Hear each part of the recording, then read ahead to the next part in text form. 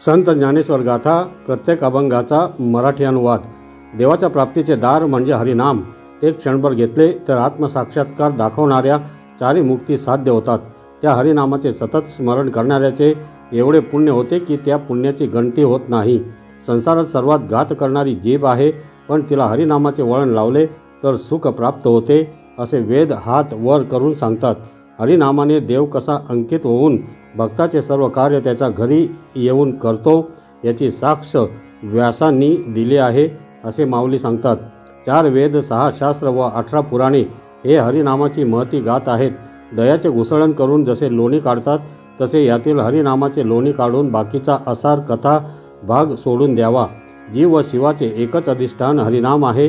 जीवाने उगाच दुर्गम गोष्टीत का मन घालावे? वैकुंठात असलेल्या हरीचा पाठ मी करतो, जो सर्वत्र घनदाटपणे वसला आहे, असे माऊली सांगतात। त्रिगुणातील हा संसार असार आहे, तो निर्गुण परमात्मा हाच सार रूप आहे। विचार व विवेक हाच हरिनामाने प्राप्त होतो।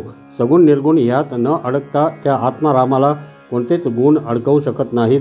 त्यामुळे हरिनामाशिवाय असलेले मन व्यर्थ आहे। तो व्यक्त आहे की अव्यक्त आहे हे माहीत नाही। त्याला एका आकारात पाहता येत नाही। तो सर्व चराचरात व्यापला असला तरी ते चराचरा त्याचे नाम जपत आहे। सतत रामकृष्ण मनात व ध्यानात असणाऱ्याला जन्मोजन्मीचा पुण्य लाभ ह्याच जन्मात होतो, असे माऊली सांगतात। बळाविण शक्तीची बतावणी करू नये, तसेच भावाविण भक्ती नाही व भक्तीविण मुक्ती नाही। हरिनाम भक्ती केली नाही तर तो देव कसा बरे प्रसन्न होईल? तेव्हा जीवा नामपाठ करत निवांत राहा। रोज करत असलेला प्रपंच प्रचंड सायास करून करत असतोस, पण हरिभजनाला का विन्मुख होतोस? या प्रपंचाचे धरणे उठवायचे असेल तर फक्त हरिनाम पाठ कर, असे माऊली सांगतात। योग, यज्ञ, विधी, विधान या मार्गाने त्याची प्राप्ती होणार नाही। या उपाध्या उगाच लावून घेऊन दंभ का माजवतोस? भावाविणे देव दुर्लभ आहे व अनुभव समजण्यास गुरुकृपा हवी। गत आयुष्यातील पुण्यामुळे भक्तीची संधी मिळाली आहे, तेव्हा त्याचे तप केले नाहीस तर देव कसा प्राप्त होईल? तसेच गुरुकृपेचे गुरूंनी सांगितल्याशिवाय हित कसे ते कोण सांगणार? साधू संगतीने हित होते, त्यामुळे साधू संगतीशिवाय तरणोपाय नाही, असे दृष्टांत आहेत, असे माऊली सांगतात। साधूचा बोध झाला की मग न संपणारा ठेवा मिळतो, पण तो ठेवा म्हणजे हरिनामच आहे व तो अंगोपंगात मुरवून ठेवावा लागतो व तो अनुभव मोठा असतो। कापुराची वात पेटवली की तिची समाप्ती ज्या ज्योतीत होते, तसेच त्या हरिनामाची समाप्ती शरीराबरोबर व्हायला हवी। अशा साधुबोधाने नटलेला भक्त मोक्षाला पोहोचतो व भाग्याचा ठरतो। साधू संगतीची गोडी घेतली की तो जनात वनात हरिरूपाने आहे हा बोध होतो, असे माऊली सांगतात। जो हरिनामाला सन्मुख होता नाही, त्याला पर्वता एवढी पापे वज्रलेपाप्रमाणे न वेगळी होणारी चिकटतात। ज्याला जन्माला येऊन भक्ती करता येत नाही, तो पतित अभक्त ठरतो। हरिनाम न घेता फक्त संसाराचा अनंत गप्पा रंगवतो, त्याला तो कसा प्राप्त होईल? तो सर्व घटामध्ये असणारा परमात्मा या जगताचे प्रमाण आत्माराम आहे, असे माऊली सांगतात। मनाचा मार्ग सोडून साधू मार्गाने गेले की तो श्रीपती आकळतो, कळतो। वाचेत सतत रामकृष्ण जप व आत्मारामात शिवाचा जप हा जीवांचा भाव असावा। द्वैताचे बंधन टाकून एकतत्वाने हरिनाम साधन व तेच साध्य साधता येते। एकदा नामामृताची गोडी वैष्णवांना लाभली की त्यांना जीवन कळाच प्राप्त होते। याच्या नामामृतामुळे प्रल्हाद भक्त झाला व उद्धवाला कृष्ण कृपा झाली। नामपाठ करणे हे सर्वात सुलभ आहे, पण हे जाणारे फार दुर्लभ आहेत, असे माऊली सांगतात। ज्याच्या मनात रामकृष्ण जप नाही ते मन नाही, व ज्याला विष्णू स्मरण होत नाही त्याला ज्ञान नाही। हरिपाठ न करणारा जन्माला आलेला करंटा ठरतो, त्याच्या तोंडात रामकृष्ण जप कसा करता येईल? द्वैताला झाडायला गुरुकृपा लागते व द्वैत संपल्याशिवाय हरिकीर्तन घडत नाही। सगुण रूपाचे सतत ध्यान केले व नामपाठ केला तर त्या मौनात प्रपंच विरून जातो। 3 नद्यांचा संगम असलेले क्षेत्र तीर्थ असते। अशा तीर्थाचे भ्रमण केले की देव जोडता येतो, असे मानतात, पण हे करताना चित्तात नाम नसेल तर भ्रमण व्यर्थ ठरते। जो नामाला विन्मुख आहे तो पापी आहे व त्याला सोडवायला धावणारा फक्त देव असतो। पुराणमुळे प्रसिद्ध असलेले वाल्मिकसुद्धा सांगतात की नामामुळे 3 लोकातून उद्धार करता येतो। जो नाम जपेल तो नाही, त्याच्या सकट त्याचे संपूर्ण कुळ पावन होते, असे माऊली सांगतात। हरिनामाचा उच्चार केला मात्र त्या जीवाच्या अनंत पापराशी भस्मसात होतात। जसे अग्नी शेजारी वाळलेले गवत पेटते तसे नाम जप झाल्यावर पापाचे होते. हरिनाम हा अगाध मंत्र जपल्यावर पिशाच बाधा ही हटते. ज्याचे वर्णन करायला उपनिषद ही असमर्थ आहेत तो माझा हरी समर्थ आहे असे माऊली सांगतात. तीर्थभ्रमण, व्रत, नेमाची पूजा हे उपचार भक्तिभावाने केले नाहीत तर वाया जातात. त्याने फक्त वावगी उपाधी मिळते. तो हरी भावबळाने आकळता होतो. भाव नसेल तर तो कळत नसेल, तर भक्तिभाव असेल तर तो तळहातावर घेतलेल्या आवळ्या एवढा जवळ असतो. पाऱ्याचे खाली पडलेले थेंब उचलायला प्रचंड यत्न करावे लागतात, तसे नामसाधन सोडता इतर साधनांनी त्याला प्राप्त करायला सायास पडतात. निवृत्तीनाथांनी मला अभेद निर्गुण रूपाचे दर्शन घडवले असे माऊली सांगतात. बुद्धीतील द्वैत गेले की समाधीचे सम व शाश्वत सुख भोगता येते. त्यामुळे जीवाला बुद्धी हे सर्वात मोठे वरदान लाभले आहे व त्या बुद्धीद्वारे तो केशीराज आपलासा करता येतो. रिद्धिसिद्धी मिळवणे म्हणजे उपाधी मिळवण्यासारखे आहे. जोपर्यंत त्या परमानंदात मन रमत नाही तोपर्यंत त्याही काही कामाचा उरत नाहीत. त्या हरीचे चिंतन मी सतत करत असल्याने मला रम्य समाधान लाभले असे माऊली सांगतात. जो सतत व नित्य नेमाने हरिपाठ करतो त्याच्यावर कळीकाळाची दृष्टी पडत नाही. या रामकृष्ण नामाचे कळपासारखे घनदाट उच्चार झाले की तुमचे पाप त्याच्या पुढे पळत सुटते. हरी हा मंत्र जो शिवाप्रमाणे जपत असतो त्याला मोक्ष प्राप्त होतो. या नारायण नामाचा पाठ केला त्याला उत्तम निजस्थान प्राप्त होते असे माऊली सांगतात. त्या एकतत्व नामाची कास धरली की द्वैत राहत नाही व परमात्म्याचे अद्वैत रूप प्राप्त होते. जर समबुद्धीने हे हरिनाम घेतले तर तो शमदम मनोनिग्रह तितिक्षा या गुणांना प्राप्त होतो. ज्याप्रमाणे पाण्याने भरलेले अनेक माठ ठेवले तर त्यात सूर्यबिंब प्रत्येक माठात दिसते, त्याप्रमाणे तो सर्व जीवामध्ये दिसतो. नित्यनेमानं हरिनाम पाठ केला तर मागील जन्माचा पाप पुण्यापासून मुक्त होतो असे माऊली म्हणतात. वाचेला सुलभ असलेले रामकृष्ण नाम जपले तर ती बुद्धी असलेला जीव सर्व जीवात दुर्लभ असतो. ज्याने रामकृष्ण नामाने उन्मनी अवस्था प्राप्त केली त्याच्या पुढे सर्व सिद्धी हात जोडून उभ्या राहतात. सर्व प्रकारच्या सिद्धी या हरिनामात असल्याने ते जपणारा प्रपंचातून ही तरुण जातो. ज्याच्यावर हा रामकृष्ण नामाचा ठसा पडला त्याच्यासाठी दाही दिशात तो आत्माराम असतो असे माऊली सांगतात. जर सतत हरिनाम मुखाने घेतले तर त्याचे शरीर गायीप्रमाणे पवित्र होते. ज्याने असे हरिनाम घेतले तो कल्पांतापर्यंत वैकुंठात वास करतो. एवढेच नाही तर त्याने घेतलेल्या नामामुळे त्याचे माता पिता भाऊबंध त्याच्या सकट चतुर्भुज विष्णू रूपाला प्राप्त होतात. निवृत्तीनाथांच्या असीम कृपेने हे गूढगम्य ज्ञान मला प्राप्त झाले असे माऊली सांगतात. हरीचे गुणवर्णन असलेले हरिवंश पुराण अभ्यासून जो कीर्तन करतो त्याला हरी वाचून काहीच आवडत नाही. तसे केल्याने त्या नराचे सर्व तीर्थभ्रमण होऊन तो वैकुंठ प्राप्त करतो. पण मनप्रमाणे वागणारा या लाभाला मुक्तो. जो हरिनामात रमला तो मुक्त होतो. हरिनामाची जोडी करत राहणाऱ्याला त्याची गोडी लागतो व त्याला रामकृष्ण नाम सतत प्राणप्रिय होते असे माऊली सांगतात. एक हरिनामच सार रूप आहे. हेच वेदशास्त्रांचे प्रमाण व श्रुतीचे वचन आहे. जप तप हे कर्म मार्ग आहेत. त्यामुळे वावगा श्रम होतो व शेवटी सगळे व्यर्थ ठरते. एक हरिनामच खरा धर्म आहे. भ्रमर जसा फुलामध्ये निवांत बसून असतो तसे हरिनाम करणारे निवांत राहतात. हरिनामाचा मंत्र म्हणून तेच शस्त्र केले तर यम त्याच्या कुळाकडे फिरकत नाही असे माऊली सांगतात. ज्या वैष्णवाने हरिनामाची जोड धरली त्याची सर्व अनंत कोटी पापे नष्ट होतात. एकदा उच्चारलेले हरिनाम हे अनंत जन्माच्या तपासमान आहे. त्या हरिनामामुळे सर्व मार्ग सुगम होतात. त्याच हरिनामामुळे योग याग क्रिया धर्माधर्म यांचा विलय त्या हरिपाठात होतो. माझ्यासाठी फक्त हरिनाम हेच यज्ञ याग आहेत व ते सोडून मला दुसरा नित्यनेम नाही असे माऊली सांगतात. हरिनाम घेण्यास काळ वेळ पाहण्याची गरज नाही. त्याच्यामुळे इह व परलोक या दोन्हीत जीव उद्धरतो. रामकृष्ण नामामुळे सर्व दोषांचे हरण होते. जड जीवांना तारण हे हरिनाम असते.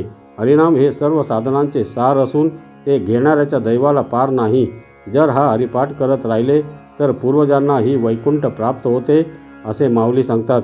ज्याच्याजवळ नित्यनेम आहे तो नर दुर्लभ आहे. त्याच्याजवळ लक्ष्मी व तिचा नाथ दोघेही राहतात. नारायण हरी हा मंत्र जपणाऱ्याच्या घरी भुक्ती मुक्ती दोन्ही हात जोडून कामारी होतात. हरिनामाविण असणाऱ्याचे जीवन नरकच असते व तो प्राणी सहज यमाचा पाहुणा होतो. मी श्री गुरु निवृत्तीनाथांना विचारले तेव्हा त्यांनी सांगितले की गगनापेक्षा हरिनाम मोठे आहे असे माऊली सांगतात. 7 तत्व वैशाशिक गुण कर्म सामान्य विशेष समवाय व अभाव त्रिगुण पंचमहाभूते व इंद्रिय दशक म्हणजे शरीराचा मेळा बनतो, पण चैतन्य स्वरूपात तो आपली कळा त्यात दाखवतो. हे सर्व तत्वार्थाने क्लिष्ट आहे. त्या मानाने हरिनाम सहज सोपे आहे. आपले श्वासोश्वास प्रबंध बनवून हरिनाम जपायला मनोनिग्रह लागतो. हरिनामाविण जगणे हे जगणे नाही, म्हणून रामकृष्ण नामाचा पंथ स्वीकारावा असे माऊली सांगतात. हा हुशार हा अनाडी हे भगवंत जाणत नाही. तो फक्त कोण सतत नाम जप करते तेच पाहतो व त्याला मोक्ष देतो. ज्याने नारायण हरी ही नामे जपली त्याला कळी काळाची फिकीर करण्याचे कारण नाही. जो सतत नाम घेतो तो प्रमाणभूत होतो. ज्या हरीचे वर्णन वेदांना करता आले नाही ते जीवजंतूंना कसे जमणार. सतत नारायण नामाचा पाठ केला तर सर्वत्र वैकुंठ निर्माण झाले आहे असे दिसते असे माऊली सांगतात. जर सुख हवे असेल तर सर्व शास्त्रांनी निवडलेले नाम निवडून जपत राहिले पाहिजे. त्याशिवाय रिकामा राहू नकोस. हा संसाराचा व्यवहार लटिका आहे. उगाच यात येरजारा घालू नकोस. एका नाममंत्राने कोटी पापे जातात. त्यामुळे रामकृष्ण नामाचा संकल्प धारण कर. हे करताना स्वतःची वृत्ती काढून टाकून द्यावी व इंद्रियांच्या आड दडू नये. तीर्थव्रतांमध्ये शुद्ध नामभाव धरावा. मनी करुणा असावी. शांतिदया यांचा पावना हरी होतो. त्यामुळे त्यांचा अंगीकार कर. असा हा संजीवन समाधीचा ज्ञानमार्ग असणारा हरिपाठ श्री गुरु निवृत्तीनाथांनी सांगितल्यामुळे प्रमाण मानला असे माऊली सांगतात. भगवंताचा वियोग झालेली विरहिणी स्त्री आपल्या मैत्रिणीजवळ म्हणते, माझा परमात्मरूपी पती मला या संसाराच्या गावी सोडून गेला असल्यामुळे माझ्या अंतःकरणात माहेराची ओढ आहे. मी सासूरवासिनी असून परदेशी झाले. मला अजून माहेरचे मूळ का येत नाही. आणखी एक गोष्ट सांगते ती तुम्ही नीट ऐका. मला गरीब नवऱ्याला पाहून दिले याबद्दल तुम्ही त्या सर्वेश्वराला काहीच का नाही विचारित. बरोबरच आहे. जन्म देणाऱ्या आईलाच बाळणपणाच्या वेदना समजतात. वांजेला त्या कशा समजणार. बालकाची तहान भूक तिला कशी कळणार. माझी श्रीकृष्ण माय मात्र तशी नाही. ती धाय मोकळीत माझ्यासाठी धावून येईल. आशा तृष्णा इच्छा कल्पना या माझ्या नणंदा असून संसार चिंता ही पापिणी सासू आहे.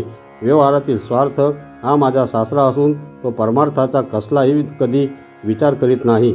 म्हणून मी आता त्याचा घातच करीन. या खडतर प्रपंचात दुष्ट भावना असलेले धीर यांनीही मला भारी कष्ट दिले. हे काम क्रोध धीर मोठ्या ऐटीने बोलतात की ही कार्टी फार मोठ्या दुर्दैवाची आहे. या निराशेमुळे कंठ दाटून येतो व घळाघळा डोळ्यातून धारा वाहू लागतात. मी थोरा मोठ्यांची मुलगी असून सासऱ्याच्या घरी मोलकरणीप्रमाणे जाडलोट सारवण्याची कामे करीत होते. घर तरी लहान कोठे आहे.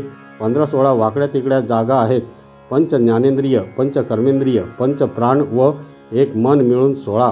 तसेच 72 कोठे आहेत. 4 वेद 4 उपवेद 64 कला मिळून 72 दारेही काही थोडे नाहीत. ती 9 आहेत. एवढे मोठे घर मी जाळीत असता माझे लुगडे चोळी हिसकावून म्हणजे स्थूल सूक्ष्म शरीराचा अभिमान काढून घेऊन मला अगदी उघडे करून माझ्या माहेरी म्हणजे परमात्मा स्वरूपाच्या ठिकाणी पाठविले. मी मूळची समर्थाचीच मुलगी म्हणजे मूळची परमात्मा स्वरूपच असलेली पण उपाधीमुळे संसाराच्या त्रासात पडलेली अशी मी संतांची पोसणी म्हणजे अनुग्रह झालेले असल्यामुळे आता विमानात बसून माझ्या माहेराला म्हणजे परमात्मा स्वरूपाला निघाले आहे. माझा बाप सुदर्शन चक्र धारण करणारे माझे पिता व रखुमादेवीचे पती जे श्री विठ्ठल ते माझे संसारातले कष्ट पाहून परत संसाराला येऊ देत नाहीत असे माऊली सांगतात. विधी निषेध जाणून निरनिराळ्या तऱ्हेचे कर्म का आचरण करता. 18 पुराणे निरनिराळ्या शास्त्रकारांची मते यांनी सांगितल्याप्रमाणे वागत असता तुम्हाला विधी निषेध खरोखर कळतच नाहीत. ज्याचे कर्म कौशल्य वाणीने उच्चारित असतात व ज्याच्या ठिकाणी उपाधीने अनेक प्रकारे द्वैतभान झाल्याची बडबड करतात पण त्या ब्रह्मस्वरूपाची वार्ताही त्यांना ठाऊक नसते. ही भ्रांती आहे. साम्यतेने सर्वजण बोलतात पण त्या ब्रह्माची पूर्ण सत्ता त्यांना कळत नाही. मी ब्रह्मच आहे ही गोष्ट तुला कळत नाही. मग वेड्या विनाकारण कर्माचा शीण कशाला करतोस. म्हणून सांगतो तुझ्या मूळ स्वरूपाला कोणतेही कर्म करण्याची आवश्यकता नाही. भ्रमाने बरळून तू आपल्या इच्छेनेच नाना कर्म करीतोस. अथा तो धर्म जिज्ञासा व अथा तो ब्रह्म जिज्ञासा ही वचने वेदाला प्रमाण आहेत.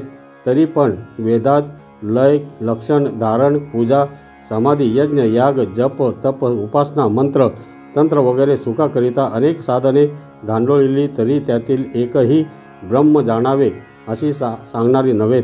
ज्या सुखाकरता तू कष्टी होतोस ते सुख याहून भिन्न आहे. कर्माची स्तुती करणारी अर्थवाद वाक्ये अनेक आहेत. त्या वाक्यांच्या योगाने जीवांची मने शुद्ध कशी होतील? निरनिराळ्या शब्दांच्या संकल्पांनी अगर खुणांनी ते ब्रह्मज्ञान कसे प्राप्त होईल? मी ब्रह्म आहे असे नुसते बोलण्याने तू ब्रह्म कसा होशील? मी ब्रह्म आहे असे वाचेने उच्चारणे ही गोष्ट देखील अहंकाराची ठरेल. आता या गोष्टी व्यर्थ आहेत म्हणून सोडून दे. जर तुला सुखाची इच्छा असेल तर तू माझे पिता व रखुमाईचे पती श्री पांडुरंगाचे चिंतन करीत जा, म्हणजे ते तुझ्या सुखात कमीपणा येऊ देणार नाहीत असे माऊली सांगतात. आता आपण आपल्या स्वरूपांचा विचार केला तर असे दिसून येईल की आपण शेवटी पुरुषही नाही की प्रकृतीही नाही. शब्दज्ञानी लोकांचे बोलणे प्रेतावरील अलंकारांनी शृंगारल्याप्रमाणे आहे. ते उगीच आपल्या शब्दज्ञानाची प्रौढी मिरवितात. काही केल्याने परमात्म स्वरूप दीप पाहत नाहीत. उलट शब्दज्ञानांचाही ते क्षीण मानित नाहीत. माझे पिता व रघुमादेवीचे पती जे श्री विठ्ठल, त्यास पाहताच ज्यांना बोध होतो त्यांनाच सर्वात्मकाची प्राप्ती होऊन परमात्मा देहात भरून राहिला आहे अशी खात्री होऊन इतर संभाषणाचा खरोखर वीट येतो. अशी खूण मला निवृत्तीरायांनी दाखविली असे माऊली सांगतात. 10 इंद्रिय व मन अशा 11 तत्वांच्या खाणीवर देहरूपी मंदिर उभे केले आहे. त्या मंदिरामध्ये रूपरहित आत्मा हा देव आहे. त्याला पाहिले त्या न बोलणाऱ्या देवाशी बोलण्याचा मी प्रयत्न करू लागलो, पण तो आत्मा माझेच स्वरूप असल्यामुळे मीही मुकी झाले. माझे पिता व रखुमादेवीचे पती जे श्री विठ्ठल, त्याच्या कृपेने मीच ब्रह्मरूप आहे असा निश्चय झाला व तोच माझ्या ठिकाणी बांधला असे माऊली सांगतात. त्या परमात्म्याचे स्वरूप सच्चिदानंद पंदांनी बोधन करता येत नाही. त्याला वर्णावर्ण भेद स्पर्श करू शकत नाही. ते 5 महाभूतापलीकडे आहे. ते स्वयंसिद्ध द्वैताच्या पलीकडे आहे. त्याच्या ठिकाणी नाम व रूप नसून ते केवळ सतचित्त आनंद रूप आहे. हेच तुझे स्वरूप असल्यामुळे त्याचा आनंद भोगीत राहा. लक्ष, लक्षण वगैरे विनाकारण शास्त्रांच्या खटपटी सोडून दे. अशा कसोटीने ते स्वरूप 4 वेद व 6 शास्त्रांनाही उमगले नाही. खरोखर ते या सर्वांमध्ये आहे, परंतु यांनी ज्या मार्गाने शोध चालविला त्या मार्गांनी ते सापडत नाही. हे आश्चर्य आहे. असे असूनही खरोखर 4 वेदांचा असा थोरपणा आहे की त्यांनी ते स्वरूप असे आहे असे जरी सांगितले नसले तरी ते निर्विकार आहे असे सांगितले. ते स्वरूपच आपण आहोत हे बोलून दाखविता येण्यासारखे नाहीच, परंतु याबद्दल बोलावयाचे झाले तर असे बोलावे लागते असे निवृत्तीदास माऊली सांगतात. साखरेपासून पुन्हा ऊस कधी निर्माण होईल काय? तूप घुसळून त्याच्यापासून लोणी परत निघेल का? नदीचा ओघ परत डोंगरातील उगमांकडे वळेल का? या गोष्टी जशा अशक्य आहेत तसे हरिदासांना पुन्हा जन्मास येणे अशक्य आहे. विविध प्रकारची जे श्रीहरीचे भक्ती करतात ते पुन्हा संसारपाशात अडकणार नाही. कपुराच्या शाईने कधी कुणास लिहिता येईल का? सूर्योदयाबरोबर आपल्या छायेवर आपला हात पडेल का? वाऱ्यांच्या पाठीमागे पांगळे धावतील का? या गोष्टी जशा अशक्य तसेच हरीचे दास पुन्हा जन्मास येणे अशक्य. संत वैष्णव हरीचे दास जे संत त्यांची निंदा करणारे ते वैषयिक लौकिक प्रेमाचे दास असतात. जे श्रीहरीला आर्ततेने भजतात ते पुन्हा जन्मास येत नाहीत. अशी माझी श्री निवृत्तीच्या दास माऊलींची शपथपूर्वक वाणी आहे. ज्ञान प्राप्त करून घेण्याची सोय ही नरदेह अमृताची कुंडी मनुष्याला लाभली असून तो त्याकडे दुर्लक्ष करून मृत्यू पावतो. याकरिता तू दूषण देशील, परंतु कनिष्ठ स्वभावाचे विषयी पुरुष स्वर्गादी भोगांची वासना धरून त्याप्रमाणे कर्म करून वैकुंठातील भोग भोगतात व पुण्य संपल्यानंतर पुन्हा जन्माला येतात. मुमुक्षूची तशी स्थिती नाही. ते विषय प्रवृत्तीस आपल्या ताब्यात ठेवून निवृत्ती मार्गाने कालक्रमण करतात. श्रीहरीच्या रूपाने ज्ञानरूपी अमृत गंगा सर्वत्र सर्वांच्या हृदयामध्ये परिपूर्ण भरलेली आहे असे माऊली ज्ञानदेव सांगतात. सत्य ज्ञानांगत गगनाचे प्रावण्य नाही रूप वर्ण गुण तेथे. करुणावलय श्री पंढरीश पांडुरंगाचे हरी ज्ञान अनंत आहे. पंचतत्वे व्यापक असूनही ते रूपातीत, गुणातीत, वर्णातीत आहे. बाबा रे, हे सत्य आहे की पंढरपूर निवासिनी वैकुंठवासिनी विठाबाई हिच्या रूपाचे वर्णन गगनापेक्षाही जास्त श्रेष्ठ आहे. विटेवरी ज्यांची पावले समान तोची एक दान शूरदाता, सुंदर ते ध्यान उभा विटेवरी करकटावरी घेऊन या. असा हा भक्तीचा महामेरू विठ्ठल आहे. विठ्ठल आवडी प्रेम भाव तुझ्या नामाचा तो हो टाहो, समचरण दृष्टी विठेवरी साजिरी, तेथे माझी हरी वृत्ती राहो. किती वर्णन करावे तेवढे थोडेच आहेत. देवाची करणी नारळात पाणी असे म्हटले जाते, तसे आमच्या भगवंताचे ज्ञान गगनाहूनी वाढ आहे. म्हणून तर संत मंडळी कशाचीही अपेक्षा न करता विठ्ठलाच्या भक्तीत दंग होऊन या नाचतात. केळ मांडियाला वाळवंटी नाचती वैष्णव भाई रे. असा कसा देवाचा देव सर्वांना भक्तीचे वेळ लावेला लळा. म्हणून अभंगाचे दुसऱ्या चरणात माऊली महावैष्णव संत ज्ञानेश्वर महाराज म्हणतात, तो हा रे श्री हरी पाहिला डोळे भरी, पाहता पाणे सोरी सारोनिया. विठू तुझे माझे राज्य नाही दुसऱ्याचे काज, पंढरपुरीचा निळा लावण्याचा पुतळा, विठो देखीला डोळा बाई ये हो, वेदले हो मन त्याची ये गोडी. आपले या जगात परब्रह्मशिवाय कोणी नाही. म्हणून माऊलीने सांगितले, योगी पावन मनाचा साई अपराध जनाचा, ज्ञानियाचा राजा गुरु महाराव, म्हणती ज्ञानदेव तुम्हा ऐसे. योग्याची माऊली वैष्णवाचे अग्रगण्य असलेल्या माऊलीला सुद्धा विठ्ठल भक्ती आवडली. म्हणून तर माऊली म्हणतात, आजी संसार सुपर झाला गे माये, देखिले पाय विठोबाचे, तो मज व्हावा वेळोवेळी व्हावा, पांडुरंग अनंत रूपे अनंत वेशे देखिले, म्या त्याशी बाप रखुमा देवीवरू होण बांधली कैशी. असा हा गुणात्मक विठ्ठल त्यांची भक्तीची गुढी पंढरपूरला नाचत जाऊ, त्याच्या गावा खेळिया सुख देईल विसावा रे. तो सगळे सुख समाधान प्राप्त करून देणारा, आपल्यावरील सर्व संकटे दूर करणारा तूच भगवंत श्रीरंग आहेस. तुला काय सांगण्याची गरज नाही. सर्व तीर्थाचे माहेर घर पंढरीमध्ये विराजमान आहे. वैकुंठ नायकाची सेवा करत राहिले पाहिजे, कारण हेच सर्व सुखाची गोडी चाकण्याचा मार्ग आहे. नरदेहा येऊन करावे भजन कीर्तन. म्हणून अभंगाचे शेवटच्या चरणात माऊली महावैष्णव संत ज्ञानेश्वर महाराज म्हणतात, ज्ञानदेव म्हणे ज्योतीची निज ज्योती, ती ही मूर्ती उभी विठेवरी. जसा दीपक ज्योत उजेड देतो, तसाच आमचा कैवारी प्राण विसावा. मेघश्यामा श्रीहरी त्याचे नामस्मरण सर्व श्रेष्ठ मानले. अखंड जया तुझी प्रीती, मज दे तयाची संगती, मग मी कमलापती तुझबा नानी कंटाळा. पडोनी राहीन तये ठाई, उगाची संतांची ये पायी, न मागे न करी काही, तुझी आण गा विठोबा. तुम्ही आम्ही पिढो जेणे दोन्ही वरती, एकाने बैसवलं धरणे आका देत दाराशी. तुका म्हणे या बोला चित्त द्यावे बा विठ्ठला, न पाहिजे केला अवघा माझा अवेर. अशी ही महान विभूती पुण्यपावन तीर्थक्षेत्र पंढरीमध्ये विराजमान असलेल्या योगीराज योगेश्वरी सह वैष्णव धर्माची पताका घेऊन लाखो वैष्णवाचा मेळा जमा झाला आहे. जगाच्या पाठीवर कुठेही असा कमरेवर हात ठेवून निरंतर आम्हा लेकरांना दर्शन देत उभा राहिला आहे. अशी ही ज्योतीची निज ज्योती जगजेठी श्री पंढरीश पांडुरंग श्रीरंग विठ्ठल, त्यांची भक्तीची ओढ मनाला लागली की तो भक्ताचे संकटसमयी धावून येतो. म्हणून माऊली सांगतात, जरी माझे मन निर्गुण स्वरूपात रंगून गेले तरी श्यामवर्ण सगुण श्रीकृष्ण मूर्ती हीच ब्रह्म आहे. सगुण अगर निर्गुण यापैकी एकाचाच अभिमान धरणारे लोक हे मानणार नाहीत. खरोखरी सगुण निर्गुण यांची भिन्नता केवळ शब्द मात्र आहे. जसे तत्वमसी या महावाक्यात असी पदाहून तत् हे पद वेगळे आहे, तरी असी पदाने तत्पदाचे एकत्वच सांगितले आहे. त्याप्रमाणे सावळे परब्रह्म श्रीकृष्ण व निर्गुण परब्रह्म हे दोन्ही एकच आहे. निवृत्तीनाथ माऊली ज्ञानदेवांना सांगतात, हे चांगदेवा, सगुण व सावळा श्रीकृष्ण हा खरोखर परब्रह्मच आहे असे तू समज. शून्याचा शेवट असलेले, डोळ्यांचा डोळा असलेले असे जे निर्गुण स्वरूप, त्यांचे योगाभ्यासाने योगी अवलोकन करीत असताना योग्यांना एक तेजस्वी निळा बिंदू दिसतो. त्यात हे चैतन्य ठसवलेले आहे. हे अनुभवाचे नीट पाहता येते. हेच स्वरूप शंकराने पार्वतीला सांगितले. श्री गुरु निवृत्तीनाथांच्या कृपेने मीही पाहिले असे माऊली ज्ञानदेव सांगतात. शून्य रूप जो नीलबिंदू, त्याचा योगाभ्यासाने अनुभव घ्या. तो तेजमय आहे. त्या ठिकाणी चैतन्य रूप ब्रह्म जणू काय विसावा घेण्याकरिता आले आहे, त्याचा अनुभव घ्या.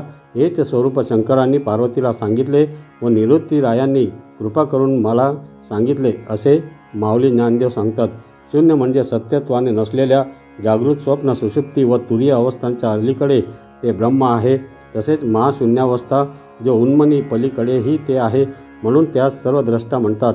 दिसणारे दृश्य ते शून्य मिथ्या आहे आणि आलेला पाहतेपणा हाही खोटा असे समजावे. देहात राहणारा आत्मा या देहाहून निराळा आहे. शून्य रहित व शून्य रहित हे दोन्हीही धर्म आत्म्याच्या ठिकाणी नाहीत असा निजात्मा पहा. त्या आत्म्याच्या ठिकाणी ध्याता ध्येय व ध्यान ही त्रिपुटी नाहीशी होऊन मूळचे जे शुद्ध स्वरूप तेथे मी लीन झालो. माऊली ज्ञानदेव सांगतात, मला अनुभवाची खूण गुरुमुखाने मला कळली. आकाश जरी सर्वव्यापी दिसत असले तरी चैतन्याच्या दृष्टीने ते अल्पच वाटते. त्या तत्वाचा विचार करू लागलो तर मोठी अडचण वाटते. म्हणून निवृत्तीरायांनी सांगितल्याप्रमाणे ते गुह्य मी पाहिले. याचकरिता मौनी योगी लोक हिंडत असतात. हा सर्व अर्थ कूट स्वरूपाचा आहे, परंतु त्या कूटाच्या जागी अपूर्ण अर्थ पूर्ण होतो असे माऊली ज्ञानदेव सांगतात. नीळ बिंदुरूप ब्रह्माचे स्थान सहस्रदळातील ब्रह्मरंध्र होय. त्या ठिकाणी 17वी जी अमृत जीवन कळा असते त्या ज्योतीचा रंग बाहेरून पाहत असता तांबडा, पांढरा, निळा, पिवळा असा दिसत असला तरी आत मात्र शुद्ध स्वरूपच आहे. तुम्ही सर्व सज्ञानच आहात. तुम्हाला फार सांगावयाचे कारण नाही. वर वर्णन केलेल्या गुणांचे तात्पर्य लक्षात घेऊन मौन धारण करा. अशा तऱ्हेचे व गुह्यातील गुह्य जी ज्योत ती निवृत्तीरायांनी मला दाखविली व मी ती शब्दांनी वर्णन करून सांगितली असे माऊली ज्ञानदेव सांगतात. आकाशातील सृष्टीच्या अगदी शेवटचे जीवरूप शेड्याचे कमळ आहे. त्या जीवरूप कमळाच्या स्थूल, सूक्ष्म, कारण व महाकारण या 4 देहरूपी पाकळ्या आहेत. यातील एक पाकळी ही 3.5 हात आहे, दुसरी पाकळी अंगठ्या एवढी आहे, तर तिसरी पाकळी अर्ध्या पेरा एवढी असून चौथा महाकारण देह मसुरा एवढा आहे. पाकळ्याचा रंग तांबडा, पांढरा, काळा व निळा आहे. त्यात पिवळ केशर आहे. आनंद हा त्याचा सुगंध आहे व ब्रह्मरस हा मध आहे असा बोध ब्रह्मादिकांना केला आहे. निवृत्तीनाथांच्या कृपेने त्या निजरूपाचा अनुभव येतो असे माऊली ज्ञानदेव सांगतात. चिदाकाशात ब्रह्मस्वरूप एक सुंदर कमळ आहे. त्याला 4 देहरूपी पाकळ्या असून त्याचे वर्णन कालच्या अभंगात आले आहे. ते महाकारण मसुरा एवढे आहे. अशा रीतीने त्या कमळात काळसर निळ्या रंगाची छटा दिसायला लागली म्हणजे 4 देहांचा विसर पडतो. मी जास्त काय सांगू. त्या कमळात सहस्रदळी आत्मा आहे असे माऊली ज्ञानदेव सांगतात. सहस्रदळातील ब्रह्मरंध्रात योगी आत्मप्राप्ती करून येतात. तेच त्रिगुणाचे मूळ व 17वीचे सार आहे. उन्मनीचे बीज आहे. हेच बीज डोळ्यात व हृदयात प्रगटते. तेच निर्लेप व निर्विकार ब्रह्म आहे, ज्याच्यामुळे चंद्र व सूर्य प्रकाशमान होतात, ज्याच्यामुळे त्रैलोक्याचे व्यवहार होतात. अशा परमात्म्याच्या निवृत्तीनाथांच्या कृपेने बोध करून आनंदात राहा असे माऊली ज्ञानदेव सांगतात. मनाला मुरवून त्याला तयार कर. मग ओंकार रूप प्रणव ध्यानालाच साक्ष बनवून तुझ्या शरीरातील सर्व स्थानांची अगोदर शुद्धी कर. या देहाची या 3.5 हात असलेल्या शरीरामध्ये जे अंतःकरण आहे त्यात सर्व ब्रह्मांड उत्पन्न झालेले आहे. म्हणून अगोदर तू त्याचा शोध कर. अगोदर देहात असलेल्या आत्म्याचा शोध करावा. हे निवृत्तीरायांच्या संगतीमुळे शिकलो असे माऊली ज्ञानदेव सांगतात. योगाभ्यासातील दिसणारा नील तेजोमय बिंदू हेच कोणी शून्य ज्याने पाहिले नाही त्याने कशाचा विचार केला व न कळण्याने ज्याचा अहंकार वाढला अशा मनुष्याचे जगणे गाढवासारखे व्यर्थ होय. ज्या ब्रह्माच्या ठिकाणी याचा साक्षात्कार वर्णभेद नाही, लहान मोठे स्थूळ कृश हा आकारभेद नाही, अशा साक्षात्कार योग्य वाचून इतरांना होणार नाही. अगोदर ते नीलबिंदुरूप शून्य पाहिले व मग आम्हाला आत्मवस्तूची प्राप्ती झाली. त्या अमृतमय वेळेचे वर्णन शब्दांनी करता येत नाही. तो बिंदू बाहेरून पांढरा, त्याचा आत शुभ वर्ण व आतील भाग तांबूस दिसतो. शून्याची आतील बाजू जिला महाशून्य असे म्हणतात ती निळ्या रंगाची असते. ती इतकी तेजस्वी असते की जणू काय तिच्यामध्ये ब्रह्मतेजच भरले आहे असे वाटते. जगाचा निराश करून योगी लोक हे शून्य पाहतात का तर ते तऱ्हेच्या शून्याचे ज्ञान झाले नाही तोपर्यंत सर्व अज्ञानच आहे असे समजावे. ते पाहिले तर आत्मा सर्व व्यापक असल्यामुळे कोणाला ज्ञानी म्हणावे, कोणाला अज्ञानी म्हणावे व कोणाला संज्ञानी म्हणावे, कारण दोन्ही ब्रह्मरूपच आहेत. श्री गुरु निवृत्तीनाथांमुळे ब्रह्मज्ञानाची गुरुकिल्ली मला मिळाली व त्यांनी ती माझ्याकडून बोलवली तशी मी बोलून दाखविली असे माऊली ज्ञानदेव सांगतात. आत्मा अव्यक्त आहे, पण योगी लोक अभ्यासाकरिता त्याला अगोदर मसुरे एवढा मानतात व पुढे चित्त स्थिर झाले म्हणजे त्या मसुरे एवढ्या आकाराचाही निश्चय करून आपण द्रष्टा आहोत असा निश्चय करतात. व्यक्तरूप पाहावयाचे असा शब्दप्रयोग करण्यामुळेच त्याला व्यक्तपणा आला. वास्तविक तो अव्यक्त व्यक्त दोन्ही नाही. योगी जागृतीतच सहस्रदळ असलेल्या कमलाच्या आतील नीलबिंदूच्या ठिकाणी आपल्या वृत्तीची स्थिरता करतो व त्या स्थिरतेतही ओंकार उच्चारतो. श्री निवृत्तीनाथांच्या कृपेने योग मार्गातील या सर्व गोष्टीचा अनुभव घेऊन मी स्थिर झालो आहे, असे माऊली ज्ञानदेव सांगतात. योगाभ्यासाने योगी लोक आपल्या हृदयातील कुंडलिनी शक्ती जागृत करून तिचा धक्का ब्रह्मस्थानात असलेल्या अमृत सरोवरात देतात. त्यामुळे अमृत थोडे थोडे गळू लागते. त्या अमृतालाच 17वीचे पय असे म्हणत प्रमाणे ती कुंडलिनी जागृत करून अमृतपान करणे हे योगी लोकांना मोठे त्रासाचे असते. त्या 17वीचा खेळ मोठा विचित्र आहे. तो ब्रह्मदेवाला नेहमी भटकणाऱ्या मनाला विष्णू व शंकर यांनाही कळण्यास कठीण आहे. या खटपटीत पडण्यापेक्षा गोविंद नामोच्चार करणे सोपे आहे. निवृत्तीराया कृपेने 17व्याच्या अमृतकलेची प्राप्ती झाली तर उन्मनी दशा सहज ठसावते, असे माऊली ज्ञानदेव सांगतात. जिला आकाशाची गुंफा म्हणतात, तसेच जिच्या आत्मज्ञानाशिवाय अंत कळत नाही अशी जी माया, तिच्या सर्व दृष्टीने शोध करा. जिच्या अधिष्ठानांवर सर्व अनंत ब्रह्मांडाचा खेळ चालतो, त्या पदाला चांगले विचारवान पोहोचले. त्या मायेचा आधार जो परमात्मा, त्याच्या योगाने चंद्र सूर्य चालतात व तेथेच शेवटी विश्रांती घेतात. सर्वत्र मायेचे अधिष्ठान परमात्माच भरला आहे. अशा तऱ्हेची समदृष्टी मला प्राप्त झाली, असे माऊली ज्ञानदेव सांगतात. योगाभ्यासाच्या सिद्धीने आत्मदर्शन झाले असता पूर्वीची ती षटचक्रे, तो मूळबंध वगैरे पाहू गेले तर ते सर्व नाहीसे झालेले असतात आणि सर्वीकडे शुद्ध आत्मवस्तूच व्याप्त आहे असा अनुभव येतो. अशा रीतीने आनंदाची वृत्ती फोफावली असता 17वीची येरझार म्हणजे थेंब थेंब अमृत गळण्याची स्थिती सुरूच राहते. तुम्हीही या रीतीने योगाभ्यास केला तर तुम्हालाही ब्रह्मस्थिती ताबडतोब प्राप्त होईल, असे माऊली ज्ञानदेव सांगतात.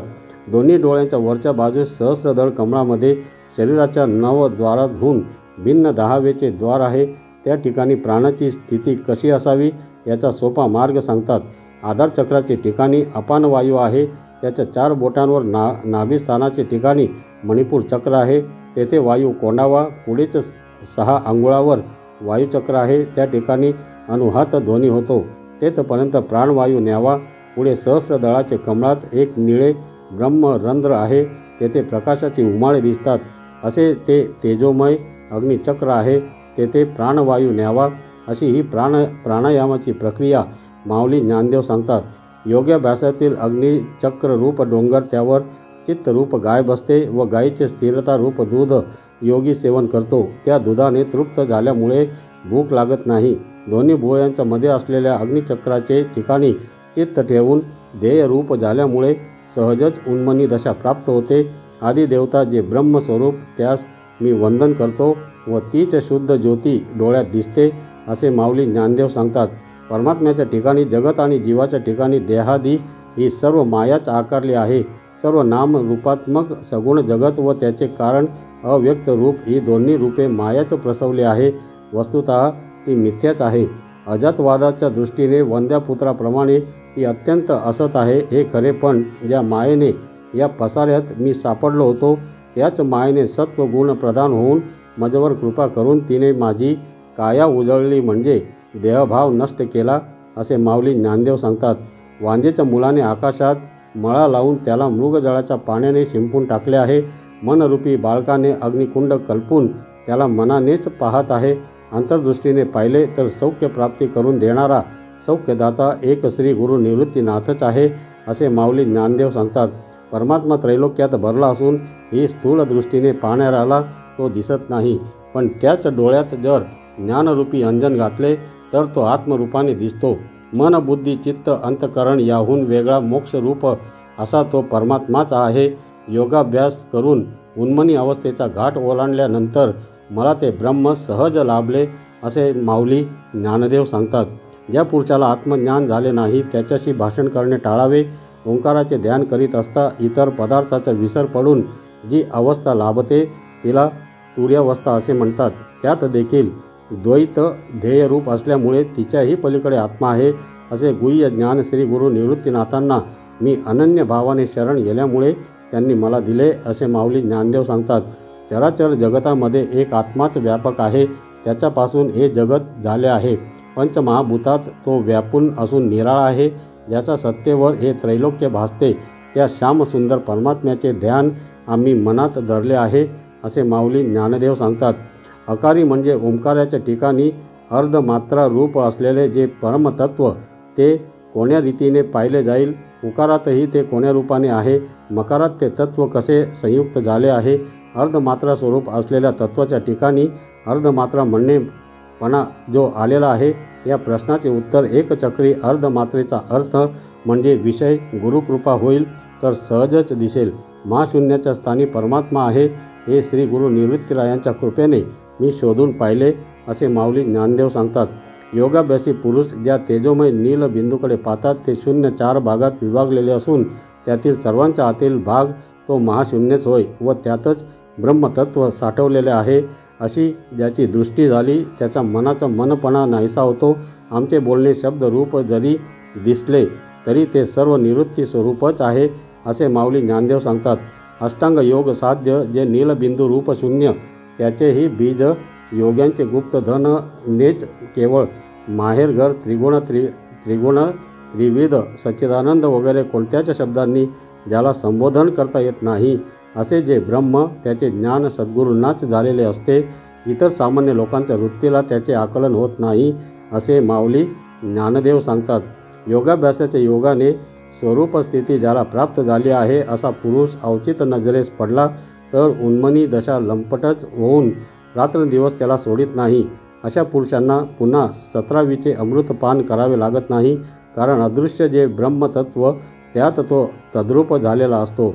तत्वमसी यातील असी पदाच्या बोधाने त्याला अस्ति भाती प्रिय रूपत्व म्हणून पुन्हा ध्यानाची जरुरी नसते. अशा सिद्ध योग्याला माझे दंडवत असो असे माऊली ज्ञानदेव सांगतात. माऊली म्हणतात, मी श्री गुरु निवृत्तीनाथांच्या चरणाचे स्मरण करून सर्वांना मोक्षप्राप्तीचे गुह्य ज्ञान सांगतो. अर्धमात्रा असे जिला म्हणतात तेच मोक्षरूप ब्रह्माचे स्वरूप होय. ते शब्दाने वाच्य होण्यासारखे नसल्यामुळे तेथे अक्षरांचा लाग नाही. पण अनाक्षराच्याही पलीकडे ते आहे. ते ब्रह्म सत्व रज तम रूप जी माया तिच्या पलीकडेचे आहे. ते कोणालाही विषय होत नाही. त्याचे ठिकाणी ध्याता ध्येय व ध्यान तसेच ज्ञाता ज्ञेय व ज्ञान इत्यादी त्रिपुटांची लाग लागत नाही. त्याचा केवळ साक्षी आहे. हे शब्दातीत ब्रह्मस्वरूप ब्रह्मदेव शंकर विष्णू यांनाही कळले नाही. याचा अर्थ ब्रह्मा विष्णू महेश अज्ञानी होते असा नसून म्हणजे ब्रह्म हे त्याचे स्वरूपच असल्यामुळे निराळे विषय रूपाने त्यांना कळते नाही. सलोकता समीपता व स्वरूपता इत्यादी तिन्ही मुक्तीच्याही वर जे योग्यांचे केवळ घरच आहे. जे तत्व तोम व असी या पदांच्या लक्षाने कळते तेच निवृत्तीनाथ सोपानदेव व मुक्ताबाई यांना कळले व त्यांच्याच कृपेने मी त्याचा अनुवाद केला असे माऊली सांगतात. सूक्ष्म स्थूल कारण व महाकारण या चारी देहांचा निराश करून योगी मनपणालाही विसरून तो योगी उन्मनीच्या अवस्थेत विराजमान होतो व सच्चिद ब्रह्म मी आहे अशा अपरोक्ष ज्ञानाचा लाभ घेतो. ते ब्रह्म चंद्र व सूर्याहून तेजस्वी आहे. त्या अव्यक्त परमात्म्याने सर्व व्यक्त विश्व अनुभवाने जाणल्यासारखे आहे. ही अनुभवाची खूण गुरुगम्य होतो असे माऊली सांगतात. ओंकाराचे ध्यान हे मनोरंजन अशी दिव्य दृष्टी देणारे अंजन आहे. त्यामुळे ब्रह्मस्वरूप ज्ञानाचा अंतःकरणात ठसा उमटतो व त्यामुळे जगातील सर्व वस्तूंचा विसर पडतो. ध्यानाची ध्यान हे मनोरंजक अशी दिव्य दृष्टी देणारे अंजन आहे. त्यामुळे ज्ञानाच्या अंतःकरणात ठसा उमटतो व त्यामुळे जगातील सर्व वस्तूंचा पडतो. ध्यानाची परिपक्व अवस्था झाली की ध्येय ध्याता व ध्यान ही त्रिपुटी त्यात नाहीशी होऊन जाते. याचा अनुभव ज्याचा त्यांनी पाहून घ्यावा. या योगाने ब्रह्मप्राप्ती होणे हेच योगी लोकांच्या कष्टाचे फल होय. निवृत्तीरायांच्या कृपाप्रसादाने मी या ब्रह्मस्वरूप अवस्थेच्या गोष्टी सहज विनोदाने वर्णन करून गेलो असे माऊली सांगतात. ब्रह्मरंध्रातील चिदाकाशामध्ये सुकुमार असणारी जी तुर्यावस्था रूप नारी तिच्या उदरात तिन्ही लोक सामावलेले आहेत. परापश्यंती मध्यमा व वैखरी या चारी वाणी तद्रूप झाल्यामुळे काही वर्णन करू शकत नाहीत. पण ब्रह्मरंध्रात ती साक्षी म्हणून असते. अशा तऱ्हेची ब्रह्मस्वरूप ज्योत अनुभवाला आली म्हणजे विषयाकडील धाव आपोआपच थांबते असे माऊली ज्ञानदेव सांगतात. ज्या वृक्षाचे मूळ म्हणजे माया त्या ब्रह्माच्या ठिकाणी आहे त्याला ऊर्ध्व मूळ म्हणतात. त्याचा शेंडा खाली व्यक्त सृष्टीत आहे. असे वृक्ष चौकडे आहेत. या वृक्षांना सत्व रज तम गुणांनी युक्त अशा पुष्कळ फांद्या आहेत. निरनिराळ्या जातीची त्याला पाने आहेत. अहंकार हे त्याचे फळ परिपक्व झाले असता मी ब्रह्म आहे हे ज्ञान त्या फळातील गोडी होय. ही गोडी चाकली म्हणजे जीवाच्या सर्व इच्छा तृप्त होतात. हा संसार वृक्ष परिपूर्ण वाढून त्याला ज्ञानरूप बीज आले. माऊली ज्ञानदेव सांगतात, दिव्यदृष्टी ज्याने प्राप्त होते असे जे ज्ञानांजन म्हणजे ज्ञानाचे ज्ञान आहे असे जे ब्रह्म पाहिले व त्याचे रूप मी बनलो, त्याच्याविषयी शब्दाच्या वाटाघाटी करण्याची गरज नाही. ब्रह्मरंध्राचे ठिकाणी दिसणारा जो बिंदू हेच त्याचे रूप आहे. अनोहत उन्मनी अशा योगाभ्यासातील शब्दांचा नुसता उच्चार करून काय उपयोग? त्याऐवजी योगाभ्यास करून ब्रह्मरंध्रातील बिंदू पाहण्याचा प्रयत्न कर. योगी पुरुषाची परीक्षा त्याच्या डोळ्यातील तेजावरून आम्हाला करता येते. यापेक्षा अधिक काय सांगावे असे माऊली ज्ञानदेव सांगतात. आकार उकार मकार व अर्धमात्रा मिळून प्रणवरूप ओंकार साकार व सुंदर बनला आहे. याच ओंकाराचा आकार मसुराच्या डाळी एवढा मानून आपल्या देहातच योगी लोक परब्रह्म रूपाचे ध्यान करतात. हा ओंकारच ब्रह्म आहे. त्या ओंकाराच्या अनुभवाने देह देव व ओंकार हे तिन्ही ब्रह्मरूप आहेत असे माझ्या अनुभवाला आले असे माऊली ज्ञानदेव सांगतात. ज्या महाकारण देहामध्ये पाणीदार मोत्याप्रमाणे तेजस्वी ज्योत आहे तिचा तुम्ही अनुभव घ्या. जागृती स्वप्न सुषुप्ती जेथे आहे त्या या देहातच तिचा उद्भव होतो. त्या ज्योतीचा अनुभव घेण्यास योगाभ्यासी पुरुषच अधिकारी आहे. माऊली म्हणतात, मी त्या महाकारणाच्या गोल्हाट स्थळावर बसलो व त्या स्थळावरून पाहत असता ब्रह्मरंध्रातील सहस्र दळ कमळात ती ज्योत मला दिसली असा अनुभव माऊली ज्ञानदेव सांगतात. सोहम या जपामध्ये स आरंभाला असल्यामुळे त्याला सकार नाडी म्हटले आहे आणि हम आरंभाला आहे म्हणून त्याला हकार नाडी असे म्हटले आहे. सकार म्हणजे ब्रह्म व हकार म्हणजे जीव. याचा लक्षणेने अर्थ असा की ब्रह्म व आत्मा यांचे अस्मी या शब्दाने एकत्व दाखविले आहे. असे ऐक्य झाल्यामुळे सर्वत्र एक ब्रह्मच आहे असे दिसू लागले व तसाच देहातही अनुभव आला. त्या आत्मवस्तूशिवाय दुसरे काही भासेनासे झाले. असा एकच सूर्य जिकडे तिकडे प्रकाशमान दिसतो त्याप्रमाणे आत्म्याची व्याप्ती सर्वत्र दिसू लागली. यापेक्षा ब्रह्मस्वरूपाविषयी अधिक काही बोलता येणे शक्य नाही असे माऊली ज्ञानदेव सांगतात. परमात्म तत्व प्रतीतीला येण्याकरिता मला दिव्यदृष्टी कशी प्राप्त झाली, त्या दृष्टीने माझ्या अंतःकरणावर स्वानुभवाचा ठसा कसा उमटला, तसेच त्या दिव्यदृष्टीने मला चारी देहापलीकडचे तत्व कसे दिसले व त्या तत्वात मी विश्व कसे पाहिले. माऊली ज्ञानदेव या प्रश्नाचे उत्तर देतात की सर्व विश्वाभासाचे मूळ शुद्ध स्वरूपच आहे व तेच अधिष्ठान आहे. जो गगनात वरून उरला आहे तो हा काळा पुरुष म्हणजे ब्रह्म होय. याच्याबद्दलचा अनुभव निरनिराळ्या व्यक्तीचा निरनिराळ्या असल्यामुळे याच्या ठिकाणी भेद वाटतो. याच्या ठिकाणी भेद दिसत असला तरी अधिष्ठान रूपाने अभेद आहे व अभेद असला तरी उपाधी योगाने पूर्ण भेद दिसतो. याला सच्चिदानंद म्हणणे देखील संभवत नाही. माझ्या ठिकाणी अक्षय असणारा आत्मा मी माझ्या दृष्टीने पाहिला असे माऊली ज्ञानदेव सांगतात. प्रथम मी ब्रह्म आहे असा निश्चय झाला की सर्व जगत ब्रह्मरूपच आहे असे वाटते. ही दृष्टी योगाभ्यासी पुरुषांना जो अनुभूत ध्वनी ऐकू येतो त्याने प्राप्त होते. परंतु ब्रह्मस्वरूपाच्या ठिकाणी असलेल्या मायेच्या संबंधामुळे तोच विश्वरूप बनला आहे. व्यष्टी किंवा समष्टी हा सर्व माझाच विस्तार आहे. दुसरे कोण आहे? आपणच जगतरूपाने कसे दिसतो ही गोष्ट आमच्या मुक्ताबाईला कळली आहे असे माऊली ज्ञानदेव सांगतात. तर मंडळी, पुढील अभंगांच्या मराठी अनुवादासाठी पुढील व्हिडिओ नक्की ऐका. धन्यवाद.